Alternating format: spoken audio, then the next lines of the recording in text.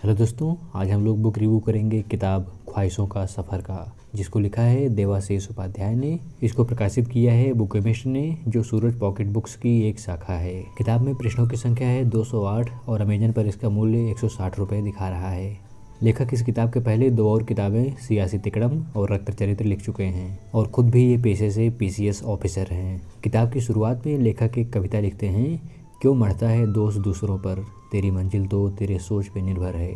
सिर्फ चाहत से कुछ नहीं मिलता दोस्त, तेरे उड़ान की ऊंचाई तो तेरे जुनून पर निर्भर है। मुमकिन है हर सपना तेरा, तेरा इकबाल तो तेरी कोशिश पे निर्भर है।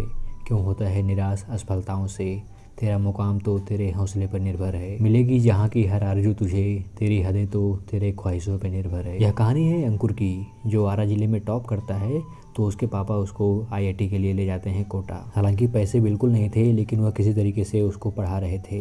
आईआईटी एडवांस का पेपर था तो उसके पिता की मृत्यु हो जाती है और उसको घर जाना पड़ता है। ट्रेन में बिना टिकट के चढ़ने पर उसको जेल हो जाती है, जिससे वह पिता के दाह संस्कार में भी नहीं जा पाता और उससे माँ नाराज़ हो जाती है और उससे बात करना बंद कर देती है।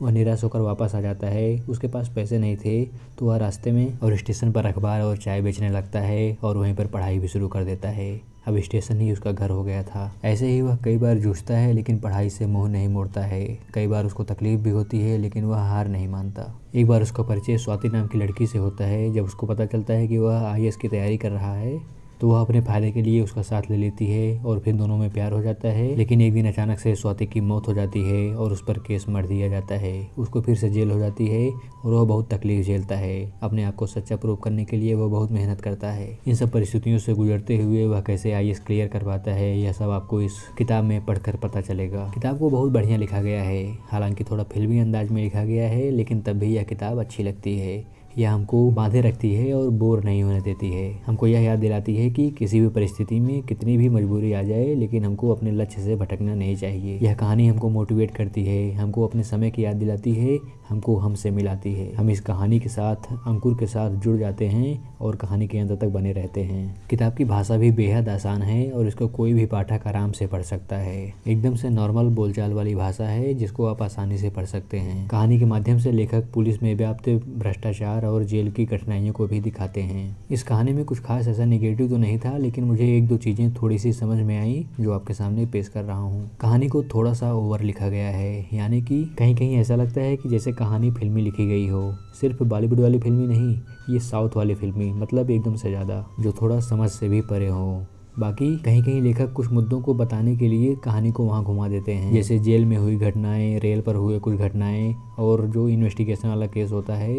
इसमें लेखक थोड़ा सा कहानी से भटक भी जाते हैं और अननेसेसरी बातें भी करते हैं। किताब की लेंथ 208 पेज थोड़ी सी ज़्यादा खटकती है। अगर यह 150 पेज में भी होती तो भी कहानी काफ़ी सार्थक होती। और किताब अंत तक आते आते हमको अच्छे से मोटिवेट भी नहीं कर पाती है और ना ही बहुत अच्छी कहानी भी कह पाती है। लेकिन किताब ख़त्म करने के बाद आपको महसूस होगा कि यह एक सार्थक किताब है और लगभग एक बार तो इस किताब को पढ़ना ही चाहिए। 160 रुपये आपके पूरी तरीके से वसूल होते हुए दिखेंगे। तो दोस्तों, यह है मेरी राय इस किताब के बारे में। आपकी राय मेरी राय से भिन्न हो सकती है, इसलिए आप लोग भी पढ़िए इस किताब को और बताइए कैसी लगी। इस वीडियो को यहीं पर समाप्त करते हैं और बहुत ही जल्दी हाजिर हो जाऊँगा एक नए और धमाकेदार वीडियो के साथ। तब तक के लिए हंसते रहिए, मुस्कुराते रहिए और अपना ख्याल रखिए। आखिर में लेखक 2 लाइनें बोलते हैं। वे लाइनें हैं, असफलताएं हमारे धैर्य का इम्तिहान लेती हैं, मुसाफिरों को कठोर संघर्ष का पैगाम देती हैं। दोस्त मढ़कर मुकद्दर पे छोड़ सकते हैं वो सफ़र, मंजिल तो जिद्दी पथिक का इंतज़ार करती है।